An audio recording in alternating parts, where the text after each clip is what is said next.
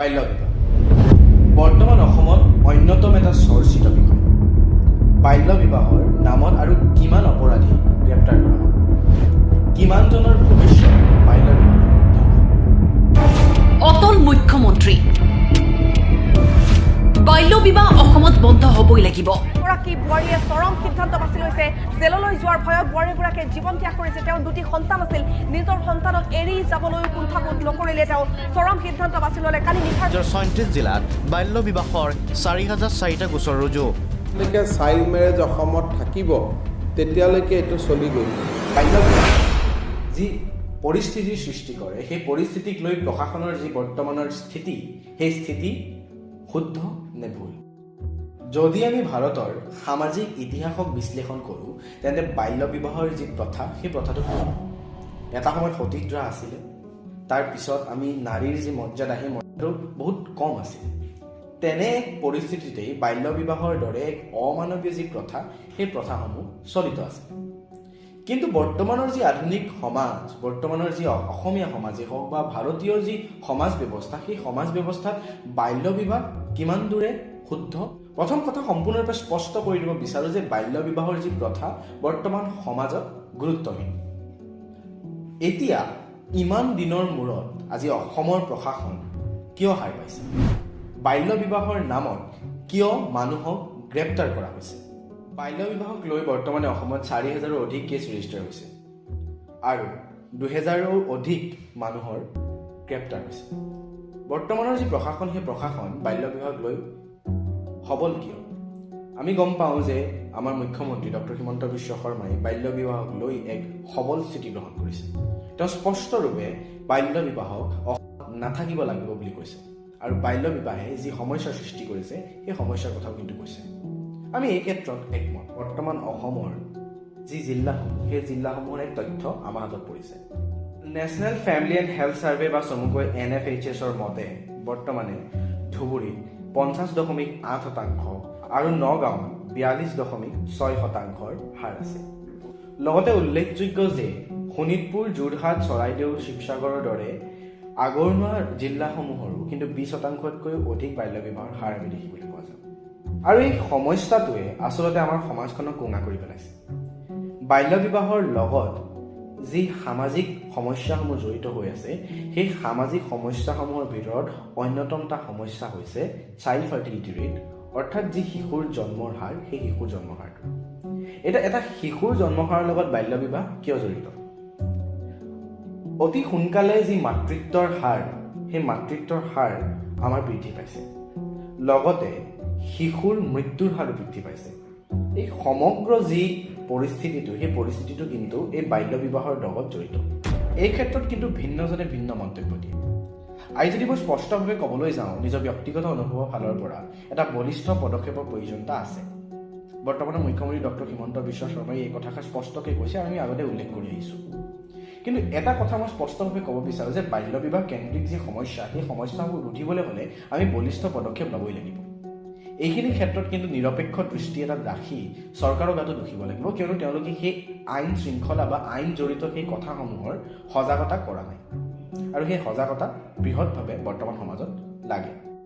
পদক্ষেপটোত যিসকলে সমৰ্থন কৰিছে, তেওঁলোকে ক'ব বিচাৰিছে যে এই পদক্ষেপটো অত্যন্ত জৰুৰী এটা পদক্ষেপ, কিয়নো আজি যি সামাজিক অৱস্থা, যি সামাজিক পৰিস্থিতি, সেই সামাজিক পৰিস্থিতিত বাল্য বিবাহ এটা অন্যতম বাঢ়ি অহা সামাজিক সমস্যা। এই সমস্যা সমাধানৰ বাবে এনেধৰণৰ বলিষ্ঠ পদক্ষেপ লাগিব।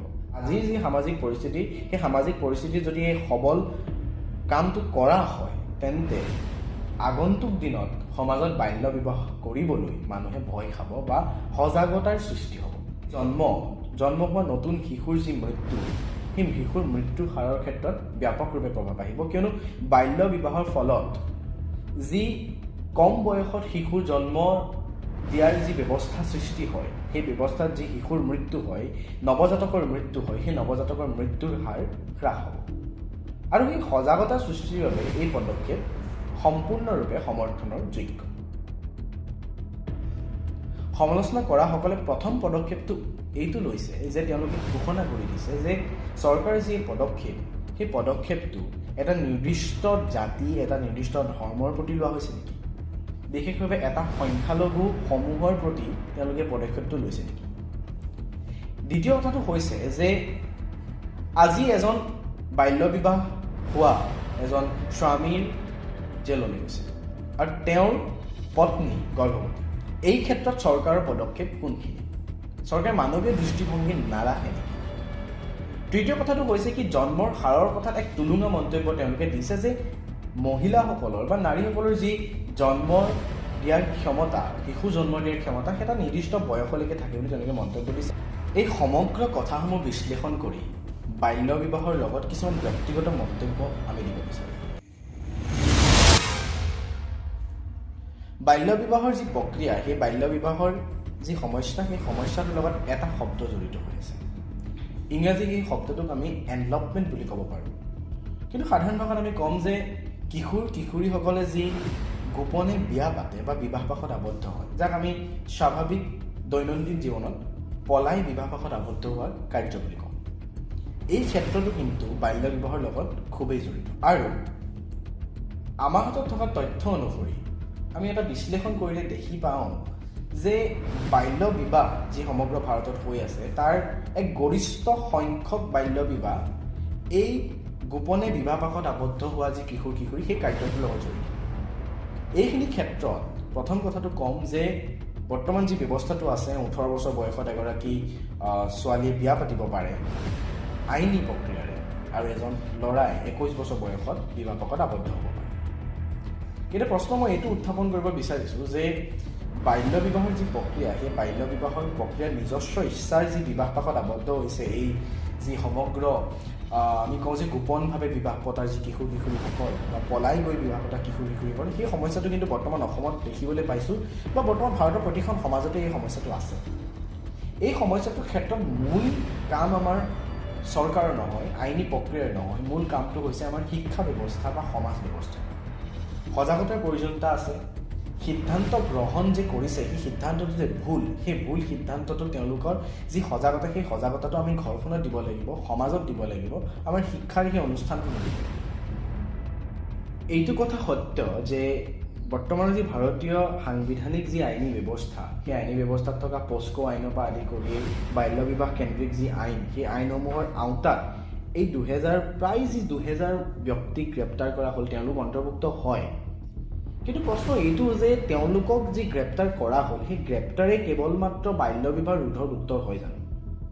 এইখিনি ক্ষেত্ৰত মই নিজৰ ব্যক্তিগতভাৱে এটা মন্তব্য দিব বিচাৰোঁ যে বাল্য বিবাহৰ লগত এটা বিশেষভাৱে কথা জড়িত আছে যে সামাজিক সজাগতা।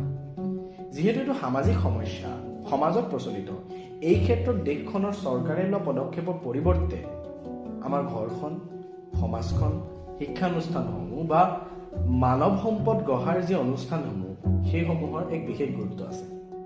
আৰু এইখিনি ক্ষেত্ৰতে মই এইটো মন্তব্য দিব বিচাৰিম যে চৰকাৰে যি বলিষ্ঠ পদক্ষেপ লৈছে সেইটো প্ৰশংসনীয়, কিন্তু বলিষ্ঠ পদক্ষেপৰ লগতেও কিন্তু সজাগতামূলক কিছুমান কামো কিন্তু চৰকাৰে কৰিব লাগিব, নহ'লে কিন্তু সমস্যাৰ সৃষ্টি হ'ব।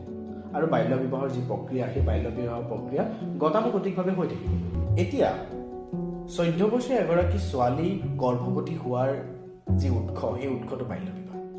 18 বছৰীয়া এগৰাকী কিশোৰী শিশু জন্ম দিয়া মুহূৰ্তত মৃত্যু হোৱা ঘটনাটো উৎস বাল্য বিবাহ।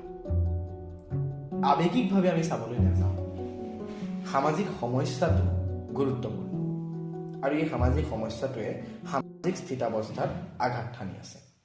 গতিকে আমাৰ স্পষ্ট মন্তব্য এইটোৱেই যে বাল্য বিবাহ সমাজত থাকিব নালাগে আৰু সমাজত থকা এই সমস্যাটো সমাধানৰ যোগ্যতা থকা বা সমাধান কৰিব পৰা এক ক্ষেত্ৰ হিচাপে লৈ আমি সমাধান কৰিব লাগিব, আৰু সমাধান নকৰিলে কিন্তু আমাৰ অৱস্থা শোচনীয় হৈ পৰিব।